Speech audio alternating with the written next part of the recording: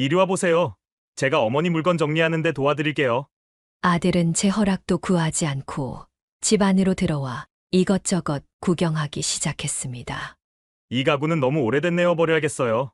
그리고 이 장식장은 작은 집에선 필요 없을 거예요. 잠깐만.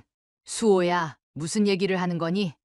내가 언제 이사한다고 했어? 아들은 마치 제 말을 듣지 못한 것처럼 계속해서 집안을 둘러보고 있었습니다. 제가 계산해 봤는데요. 어머니 집이 지금 시세로 미안하지만 나는 이사할 계획이 없어. 그리고 내 집 시세가 얼마인지, 내가 어디로 이사할지, 내가 왜 계산하고 있는 거니? 무료 버튼인 구독과 좋아요, 클릭으로 여러분의 마음이 더욱 풍요로워지시길 바랍니다. 남편이 세상을 떠난 지도 어느덧 10년이 지났습니다. 처음에는 하늘이 무너지는 것 같았지만 시간이 약이라고 했던가요. 이제는 그의 빈자리를 덤덤하게 받아들일 수 있게 되었습니다.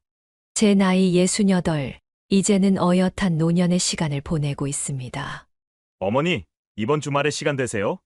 집에 좀 들를게요. 아들의 전화를 받고 저는 반갑게 대답했습니다. 그래, 오랜만이구나. 아들이 좋아하는 감자 좀 부쳐놓을게. 아들은 제가 남편과 함께 평생을 모아 마련한 이 아파트에서 자라났습니다. 대학은 물론이고 유학까지 남편과 저는 아들을 위해서라면 아낌없이 지원했지요. 그것이 부모의 도리라고 생각했으니까요. 아들이 좋은 직장에 취직하고 예쁜 며느리를 데려왔을 때는 그간의 고생이 다 보상받는 기분이었습니다. 어머니, 손주들 보고 싶지 않으세요? 손주들은 항상 반가웠지만 최근 들어 아들 가족이 방문할 때마다 묘한 긴장감이 느껴졌습니다. 특히 며느리의 눈빛에서는 뭔가 다른 의도가 엿보였습니다. 저는 그저 제 생각이겠거니 하며 넘겼지만요. 주말이 되자 아들네 가족이 찾아왔습니다. 손주들은 저에게 달려와 안기며 제잘거렸습니다. 그 모습을 보는 것만으로도 행복했습니다. 저녁 식사를 함께하며 오랜만에 가족의 온기를 느끼고 있을 때였습니다. 어머니, 사실 오늘은 드릴 말씀이 있어서 왔어요. 식사가 끝나고 아이들이 TV를 보고 있을 때 아들이 조심스럽게 입을 열었습니다. 무슨 일인데 그래? 저희가 이사를 하려고 하는데 좀 큰 집으로 가고 싶어서요. 아이들도 크고 저는 고개를 끄덕였습니다. 당연한 일이었으니까요. 어머니 통장에 아버지 보험금이랑 퇴직금이 아직 꽤 있잖아요. 그걸 좀 빌릴 수 있을까요? 나중에 갚을게요. 그 순간 저는 무언가 이상함을 느꼈습니다. 아들의 말투, 며느리의 눈빛, 그리고 그동안 몇 번이고 빌리겠다며 돌려주지 않았던 돈들. 하지만 저는 그저 미소를 지으며 대답했습니다. 그래. 그런데 이번에는 얼마나 필요한데? 글쎄요. 3천만 원 정도면 될 것 같아요. 저는 눈을 크게 떴습니다. 생각보다 큰 금액이었습니다. 그렇게 많이? 그동안 빌려간 돈은 어떻게 된 거니? 지난번에 대출 상환한다고 빌려간 2천만 원이랑 그 전에 차 사는데 빌려달라고 한 1천만 원도 아직 안 갚았잖아. 아들은 잠시 당황한 듯 눈을 피했습니다. 며느리가 재빨리 말을 이었습니다. 어머니, 저희도 갚으려고 노력하고 있어요. 하지만 아이들 교육비도 많이 들고 물가도 오르고. 맞아요, 어머니. 제가 올해 안에 꼭 정리해 드릴게요. 지금은 좋은 집을 못 사면 나중에 더 비싸질 것 같아서. 아들의 말투에는 어떤 진정성도 느껴지지 않았습니다. 마치 기계적으로 외운 대사를 읊는 것 같았습니다. 그럼 언제 어떻게 갚을 계획이니? 엄마도 노후에 쓸 돈이 필요하단다. 제 질문에 아들은 어색하게 웃으며 대답했습니다. 아, 네. 내년부터 조금씩 갚을게요. 그리고 어머니 돈 필요하시면 언제든지 말씀하세요. 제가 바로 보내드릴게요. 구체적으로 언제부터 얼마씩 갚을 생각이니? 아들은 잠시 침묵했습니다. 그리고 마치 제 질문을 듣지 못한 것처럼 화제를 돌렸습니다. 어머니, 손주들 보세요. 얼마나 크고 예뻐졌어요. 우리 준이가 이번 학기에 1등 했는데 그런 손자가 사는 집이 좁으면 되겠어요? 며느리도 거들었습니다. 맞아요. 어머니, 애들 교육 환경이 정말 중요하잖아요. 좋은 집에 살면 아이들 공부에도 도움이 될 거예요. 저는 한숨을 내쉬었습니다. 결국 아들과 며느리는 제 질문에 제대로 답하지 않았고 손주들 이야기로 제 마음을 흔들어 놓았습니다. 그래, 알았어. 엄마가 빌려줄게. 그날 밤 홀로 남겨진 거실에 앉아 창밖을 바라보며 생각했습니다. 남편이 그토록 아끼던 보험금을 아들에게 주는 것이 맞는 결정일까? 그리고 이번에도 빌린다는 말이 정말 진심일까? 머릿속이 복잡해졌습니다. 창밖으로 보이는 도시의 불빛들이 제 마음처럼 흔들리고 있었습니다. 남편과 함께했던 수십 년의 세월, 그리고 아들을 위해 아낌없이 베풀었던 부모의 마음, 그 모든 것이 이제는 당연한 것이 되어버린 듯 했습니다. 옛날에는 아들이 효도한다고 하면 무슨 소리냐. 그건 당연한 거다라고 했는데 이제는 부모가 도와주는 게 당연한 세상이 되었나 보구나. 한숨을 내쉬며 중얼거렸습니다. 이제 제 노년의 시간이 그리 평탄하지만은 않을 것 같다는 예감이 들었습니다. 하지만 아직은 그저 아들을 믿고 싶었습니다. 보험금을 빌려주고 3개월이 지났습니다. 아들은 얘기한 대로 큰 아파트로 이사를 했다고 했습니다. 전화로 들려주는 손주들의 목소리는 행복해 보였습니다. 저는 그런 아들 가족을 위해 제 돈을 내어준 것이 뿌듯했습니다. 하지만 그 뿌듯함은 오래가지 못했습니다. 어느 날 아들이 갑자기 집에 찾아왔습니다. 전화도 없이 말이죠. 어머니, 집 정리 좀 해보셨어요? 현관문을 열자마자 아들이 물었습니다. 무슨 정리? 지난번에 말씀드렸잖아요. 어머니 혼자 이 큰 집에서 사시기엔 너무 위험하다고. 저는 그런 이야기를 나눈 기억이 없었습니다. 하지만 아들은 마치 모든 것이 이미 합의된 것처럼 말했습니다. 이리 와 보세요. 제가 어머니 물건 정리하는데 도와드릴게요. 아들은 제 허락도 구하지 않고 집 안으로 들어와 이것저것 구경하기 시작했습니다. 이 가구는 너무 오래됐네요. 버려야겠어요. 그리고 이 장식장은 작은 집에선 필요 없을 거예요. 잠깐만, 수호야. 무슨 얘기를 하는 거니? 내가 언제 이사한다고 했어? 아들은 마치 제 말을 듣지 못한 것처럼 계속해서 집안을 둘러보고 있었습니다. 이 방은 정말 활용을 못하고 있네요. 그냥 물건 쌓아두는 창고가 됐어요. 어머니, 이런 공간 유지하느라 관리비만 얼마나 나오는지 아세요? 작은 아파트면 월 관리비만 20만 원은 절약될 거예요. 수호야, 내 말 좀 들어봐. 나는 아직 이사 계획이 없어. 어머니, 제 말 좀 들어보세요. 아들이 거실로 돌아와 진지한 표정으로 앉았습니다. 어머니가 혼자 이 큰 아파트에서 사시는 게 걱정돼요. 계단도 많고 관리비도 많이 나오고 어머니께서는 작은 아파트로 이사하시고 차액은 저희에게 주시면 어떨까요? 아니면 아예 저희 집 근처로 오셔도 되고요. 그럼 손주들도 자주 볼 수 있잖아요. 그 말을 듣는 순간 저는 말문이 막혔습니다. 남편과 함께 평생을 모아 마련한 우리 집을 팔라고요? 그리고 그 돈을 아들에게 주라고요? 수호야, 엄마가 아직은 충분히 이 집에서 살 수 있어. 불편한 것도 없고 친구들도 다 이 근처에 살고. 어머니, 제 말 좀 들어보세요. 어머니 나이에 그런 큰 집에서 혼자 사시면 위험해요. 넘어지기라도 하면 어떻게 해요? 아들이 잠시 말을 멈추더니 휴대폰을 꺼내 계산기를 켰습니다. 제가 계산해봤는데요. 어머니 집이 지금 시세로 10억 정도 돼요. 그런데 어머니가 살 원룸이나 작은 아파트는 3억이면 충분해요. 차액을 저희가 투자하면. 수호야, 제가 목소리를 높였습니다. 아들은 놀란 듯 고개를 들었습니다. 미안하지만 나는 이사할 계획이 없어. 그리고 내 집 시세가 얼마인지, 내가 어디로 이사할지 내가 왜 계산하고 있는 거니? 어머니, 화내지 마세요. 저는 어머니를 위해서 하는 말이에요.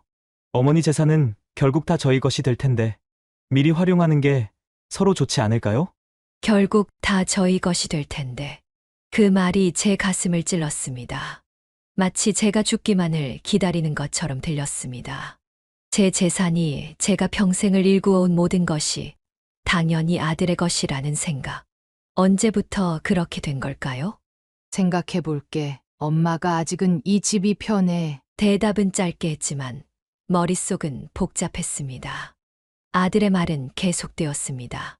어머니, 요즘 부동산이 많이 오르고 있잖아요. 지금이 팔기 좋을 때예요. 제가 부동산 알아봐 드릴게요. 사실 제가 이미 몇 군데 문의해봤어요. 다들 좋은 가격을 불러주더라고요. 저는 놀라지 않을 수 없었습니다.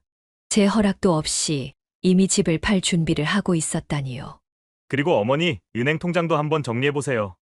요즘 예금 이자가 너무 낮아요. 제가 아는 투자처가 있는데 거기에 넣으면 수익률이 훨씬 높아요. 어머니 돈 관리는 제가 도와드릴게요. 아들은 마치 자신이 모든 것을 결정할 권리가 있는 것처럼 말했습니다. 자연스럽게 제 통장까지 관리하겠다고 합니다. 그건 천천히 생각해 볼게. 지금은 그냥 이대로 두고 싶어. 어머니, 왜 이렇게 고집을 부리세요? 저는 다 어머니를 위해서 하는 말인데. 어머니가 평생 모신 재산이잖아요. 그 돈으로 좀 더 효율적으로 관리하고 더 나은 수익을 올리면 저희 모두에게 좋은 거 아니에요?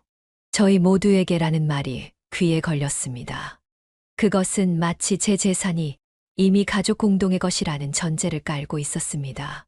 아들이 돌아간 후 저는 거실에 앉아 오래도록 생각에 잠겼습니다. 남편이 살아 있었다면 어땠을까요? 남편은 항상 우리 재산은 우리가 지킨다고 말했습니다. 자식에게 의존하지 말자는 것이 남편의 지론이었지요. 다음 날 저는 친구 영희를 만났습니다. 영희는 저와 비슷한 처지였습니다. 남편과 사별하고 혼자 지내고 있었지요. 이봐, 요즘 아들이 이상해. 내 집을 팔아서 자기네에게 돈을 달라는 거야. 영희는 한숨을 쉬며 말했습니다. 나도 그래. 수호가 어제 똑같은 얘기를 하더라고. 심지어 내 허락도 없이 집 시세를 알아보고 내가 살 집까지 정해놨더라고. 내 재산이 마치 자기 것인 양 행동해. 너도? 참, 세상 차. 우리 때는 부모님 재산에 손도 안 댔는데. 영희의 말에 저는 깊이 공감했습니다. 우리 세대는 부모님의 재산은 부모님의 것이라고 생각했습니다. 하지만 지금 우리 아이들은 어떤가요? 일주일 후 아들이 다시 찾아왔습니다. 이번에는 며느리와 함께였습니다. 어머니, 좋은 매물이 나왔어요. 30평대 아파트인데 지금 어머니 집을 팔면 그걸 살 수 있어요. 거기 학군도 좋고 우리 아이들 교육에도 좋을 것 같아요. 며느리가 말했습니다. 제 집을 팔아서 그들이 살 집을 사겠다는 말이었습니다. 어머니는 우리 집 근처 작은 아파트로 오시면 돼요. 그럼 저희가 자주 찾아뵐 수 있고 어머니도 아이들 보실 수 있고. 아들이 덧붙였습니다. 내가 언제 이사한다고 했니? 나는 아직 이 집이 좋아. 제 말에 아들과 며느리는 서로 눈빛을 교환했습니다. 그리고 아들이 말했습니다. 어머니, 이건 다 어머니를 위한 거예요. 혼자 이런 큰 집에서 사시다가 사고라도 나면 어떡해요? 그리고 어차피 나중에 이 집은 저희가 상속받을 텐데 지금 좋은 가격에 팔아서 더 좋은 투자를 하는 게 현명하지 않을까요? 또다시 어차피 나중에 저희가 상속받을 텐데 라는 말이 나왔습니다. 아들의 말에서는 제가 아직 살아있다는 사실이 그저 부수적인 것처럼 들렸습니다. 내가 알고 있는 변호사가 있어. 재산 관리에 대해 한번 상담해 보는 게 어때? 영희의 제안이 머릿속에 맴돌았습니다. 그동안 생각해보지 않았던 일이었습니다. 제 재산을 지키는 일, 그리고 노후를 계획하는 일. 그날 밤, 저는 오래된 앨범을 꺼내 남편과의 추억을 되새겼습니다. 젊은 시절부터 모아온 재산, 아들을 위해 아낌없이 써왔던 시간들. 그리고 이제는 제 자신을 위한 시간이 필요하다는 생각이 들었습니다. 여보, 어떻게 하는 게 맞을까요? 사진 속 남편에게 물었지만 대답은 돌아오지 않았습니다. 이제는 저 스스로 결정해야 할 때였습니다. 나는 영희가 추천해준 변호사를 만났습니다. 50대 중반의 여성 변호사였는데 노부모의 재산 관리와 상속 문제를 전문으로 다루고 있다고 했습니다. 어머님, 요즘 부모님들이 이런 고민을 많이 하세요. 자식들이 부모님 재산을 당연하게 여기는 경우가 늘고 있거든요. 김 변호사의 말에 저는 고개를 끄덕였습니다. 제 이야기를 다 들은 후 그녀는 제게 몇 가지 질문을 했습니다. 현재 가지고 계신 부동산과 금융 자산은 어떻게 되시나요? 아파트 한 채와 남편이 남긴 보험금, 그리고 제 퇴직금이 전부예요. 그런데 보험금은 상당 부분 아들에게 빌려주었고 갚을 기미가 없어요. 법적으로 그 돈을 증여하셨나요? 아니면 대여 계약서라도 작성하셨나요? 아니요, 그냥 빌려준다고만 했어요. 김 변호사는 안타까운 표정을 지었습니다. 그렇군요. 어머님, 솔직히 말씀드리자면 자녀에게 돈을 빌려주실 때는 반드시 계약서를 작성하셔야 해요.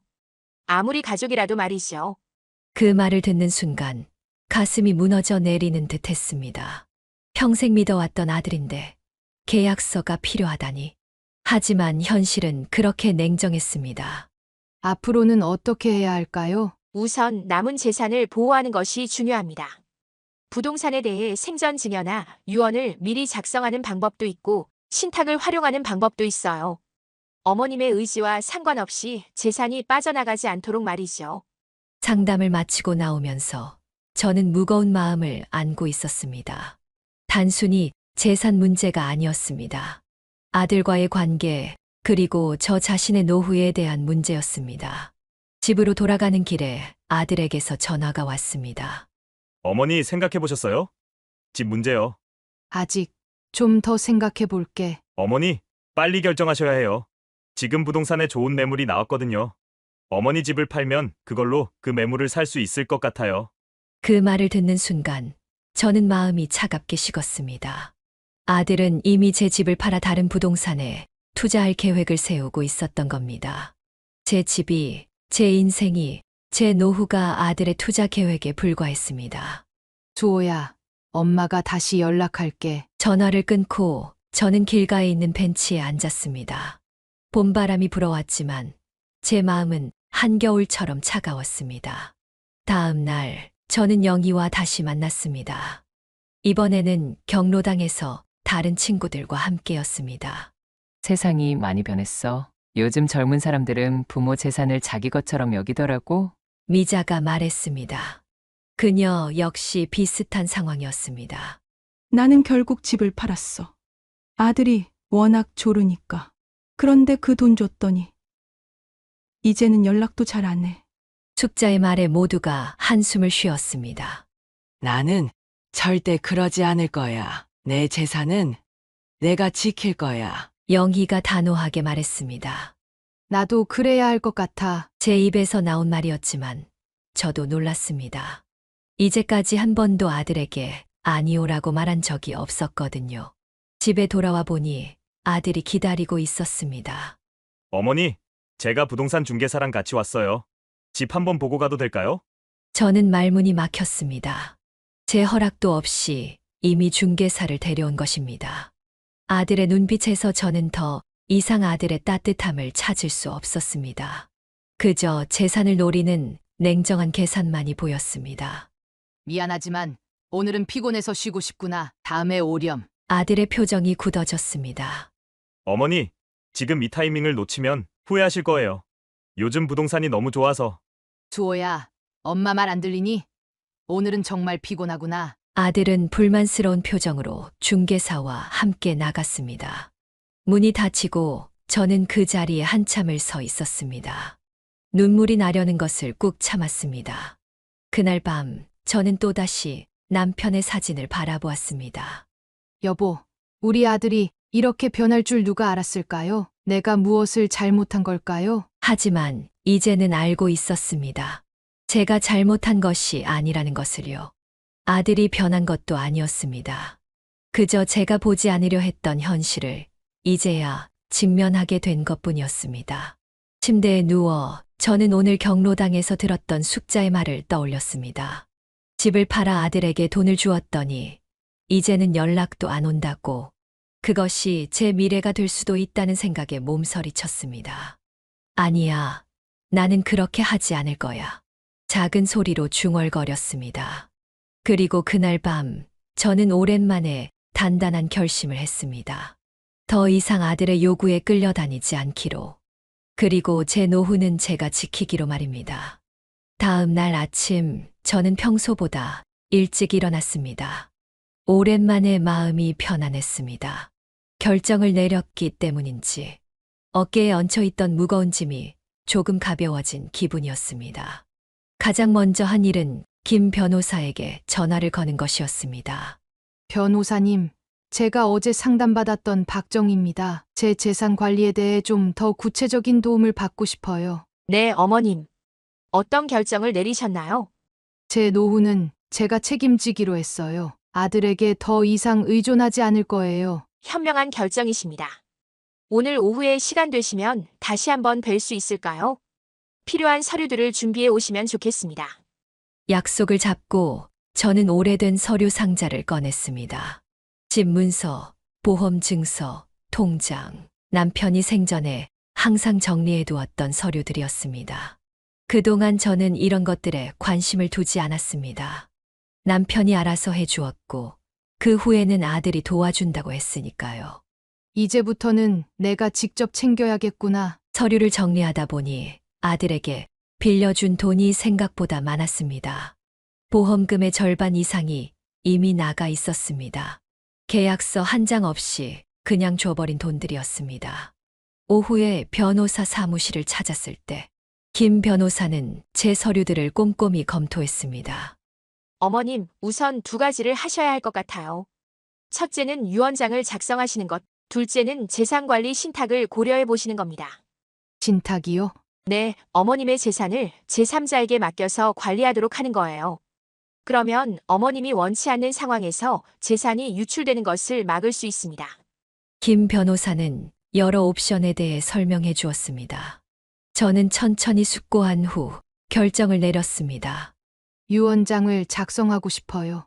그리고 부동산은 절대 팔지 않을 겁니다. 알겠습니다. 유언장 작성은 간단합니다.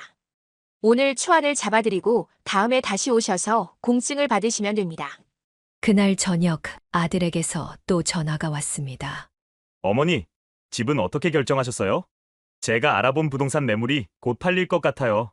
저는 깊게 숨을 들이쉬고 천천히 내뱉었습니다. 수호야, 엄마가 생각해봤는데 집은 팔지 않기로 했어. 전화기 너머로 잠시 침묵이 흐른 후 아들의 목소리가 들렸습니다. 왜요? 어머니 혼자 그 큰 집에서 사시는 게 얼마나 위험한데요. 그리고 관리비도 많이 나오고. 괜찮아. 엄마는 아직 충분히 이 집을 관리할 수 있어. 그리고 이 동네에 엄마 친구들도 많고 병원도 가깝고 엄마한테는 이 집이 가장 좋아. 하지만 어머니, 수호야, 엄마 말 들어보렴. 엄마가 죽으면 이 집은 너희 것이 될 거야. 하지만 엄마가 살아있는 동안은 엄마가 편한 곳에서 살고 싶구나. 이해해 주겠니? 아들의 목소리가 차갑게 변했습니다. 어머니, 누가 어머니를 부추긴 거 아니에요? 갑자기 왜 이러세요? 아니야. 엄마가 충분히 생각해 본 거야. 이게 엄마한테는 가장 좋은 선택인 것 같아. 알겠어요. 나중에 또 이야기하죠. 전화가 끊어졌습니다. 제 가슴은 아팠지만 동시에 어딘가 시원한 느낌도 들었습니다. 처음으로 제 의견을 명확하게 표현했으니까요. 다음 날 저는 경로당에 갔습니다. 이번에는 더 적극적으로 프로그램에 참여했습니다. 요가 수업도 들어보고 노래 교실에도 참가했습니다. 오랜만에 즐거운 시간을 보냈습니다. 정기야, 오늘 왠지 표정이 밝아 보이네? 영희가 물었습니다. 응. 결정을 내렸거든. 내 노후는 내가 책임지기로 했어. 잘했어. 나도 그렇게 하기로 했어. 우리가 평생 모은 돈인데 우리가 행복하게 써야지. 친구들과 이야기를 나누다 보니 비슷한 고민을 하는 사람들이 많았습니다. 그리고 각자 나름의 방법으로 대처하고 있었지요. 집에 돌아와서는 오랜만에 취미 생활을 재개했습니다. 남편이 살아있을 때 함께 즐겼던 원예 활동이었습니다. 베란다에 작은 화분들을 놓고 허브와 꽃을 심었습니다. 여보, 나 다시 식물 키우기 시작했어요. 당신이 좋아하던 로즈마리도 심었어요. 사진 속 남편에게 말을 걸었습니다. 그리고 왠지 그가 미소 짓는 것 같은 느낌이 들었습니다. 한 주가 지나도 아들한테서 연락이 없었습니다. 평소 같았으면 불안해서 먼저 전화를 걸었겠지만 이번에는 그러지 않았습니다. 제 시간을 즐기고 있었으니까요. 변호사 사무실에 다시 가서 유언장을 공증받았습니다. 제 재산의 대부분은 아들에게 상속되도록 했지만 일부는 제가 후원하고 싶었던 고아원에 기부하기로 했습니다. 그리고 가장 중요한 것은 제가 생존해 있는 동안 어떤 이유로든 제 의사에 반해 재산이 처분되지 않도록 법적 장치를 마련했다는 점이었습니다. 어머님, 이제 법적으로 안전장치가 마련되었습니다. 원하지 않는 결정을 강요받지 않으셔도 됩니다. 김 변호사의 말에 제 마음이 한결 가벼워졌습니다. 집으로 돌아오는 길에 문득 생각이 들었습니다. 이제까지 저는 항상 누군가를 위해 살았습니다. 부모님을 위해, 남편을 위해, 아들을 위해. 하지만 이제는 제 자신을 위한 시간이 필요했습니다. 이제는 나를 위한 인생을 살아볼 때야. 저는 미소를 지으며 앞으로 어떤 일들을 해볼지 생각하기 시작했습니다. 여행을 가볼까? 새로운 취미를 배워볼까? 아니면 봉사활동을 시작해볼까? 가능성은 무궁무진했습니다. 그리고 그 모든 선택은 온전히 제 것이었습니다. 그로부터 2주가 지났을 때 아들에게서 마침내 연락이 왔습니다. 평소와 다르게 매우 다정한 목소리였습니다. 어머니, 잘 지내셨어요? 손주들이 할머니 보고 싶대요. 이번 주말에 놀러 가도 될까요? 그래, 물론이지. 언제든 와도 좋아. 제 목소리는 담담했습니다. 마음 한구석에서는 아들의 갑작스러운 태도 변화가 의심스러웠지만 손주들을 볼 수 있다는 생각에 기뻤습니다. 주말이 되자 아들 가족이 찾아왔습니다. 손주들은 여전히 저한테 반갑게 안겼고 며느리도 평소보다 더 친절했습니다. 어머니, 요새 더 건강해 보이세요. 뭐 좋은 일 있으신가요? 며느리가 물었습니다. 별일 없어. 그냥 요즘 경로당에서 요가도 배우고 친구들도 자주 만나고 그래. 아, 그렇군요. 어머니께서 활동적으로 지내시니 다행이에요. 저녁 식사 후 아이들이 TV를 보는 동안 아들이 다시 집 이야기를 꺼냈습니다. 어머니, 사실 제가 좋은 방법을 찾았어요. 어머니 집을 팔지 않고도 담보대출을 받아서 투자하는 방법이 있거든요. 그러면 어머니도 계속 여기 사실 수 있고 우리도 투자금을 마련할 수 있어요. 아, 그래서 그렇게 다정했던 거였군요. 결국 목적은 같았습니다. 제 재산을 자신들이 쓰고 싶다는. 주호야, 엄마가 이미 변호사와 상담했어. 집은 담보대출도 받지 않기로 했어.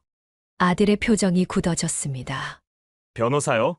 어머니, 왜 갑자기 변호사를 만나세요? 누가 어머니를 부추긴 거예요? 아니, 그런 건 아니야. 엄마가 노후를 준비하려면 법적인 조언이 필요할 것 같아서. 어머니, 제가 있는데 무슨 변호사예요? 저 믿지 못하세요? 아들의 목소리가 높아졌습니다. 아이들도 놀라 거실에서 우리를 바라보고 있었습니다. 주호야, 목소리 낮추려. 아이들이 놀라잖니. 아니, 지금 그게 중요한 게 아니잖아요. 어머니, 솔직히 말씀해 주세요. 저한테 화나신 거예요? 제가 뭘 잘못했길래 갑자기 변호사까지 만나세요? 제 마음은 복잡했습니다. 아들에게 상처를 주고 싶지 않았지만 더 이상 거짓말을 할 수도 없었습니다. 주호야, 엄마가 솔직히 말할게. 내가 엄마 재산을 자꾸 요구하는 것 같아서 마음이 아팠어. 엄마도 아직 살아있는데 마치 엄마 재산이 다 너희 것인 것처럼 말하는 게. 아들의 얼굴이 붉어졌습니다. 어머니, 제가 언제요? 저는 그저 어머니를 위해서. 정말 그랬니? 엄마 집을 팔아서 너희 투자금을 마련하자고 한 것도, 엄마 보험금을 빌려달라고 한 것도, 그리고 한 번도 갚지 않은 그 돈도. 침묵이 흘렀습니다. 아들은 말을 잃은 듯했고 며느리는 불편한 표정으로 자리를 피했습니다. 어머니, 저희가 잘못 생각했나 봐요. 하지만 정말 악의는 없었어요. 단지 알아, 수호야. 엄마도 너를 탓하는 게 아니야. 다만 이제는 엄마 스스로 결정을 내리고 싶을 뿐이야. 엄마가 열심히 모은 재산으로 엄마의 노후를 책임지고 싶어. 그날 밤 아들 가족은 일찍 돌아갔습니다. 평소와 달리 냉랭한 분위기였지만 저는 오히려 홀가분했습니다. 마침내 속마음을 털어놓았으니까요. 다음 날 저는 은행에 가서 새로운 통장을 만들었습니다. 그리고 기존의 공동 통장에서 제 돈을 모두 옮겼습니다. 아들이 더 이상 제 재산에 접근할 수 없게 하기 위함이었습니다. 어머님, 혹시 자녀분과 금전적인 문제가 있으신가요? 상담사가 물었습니다. 네, 조금요.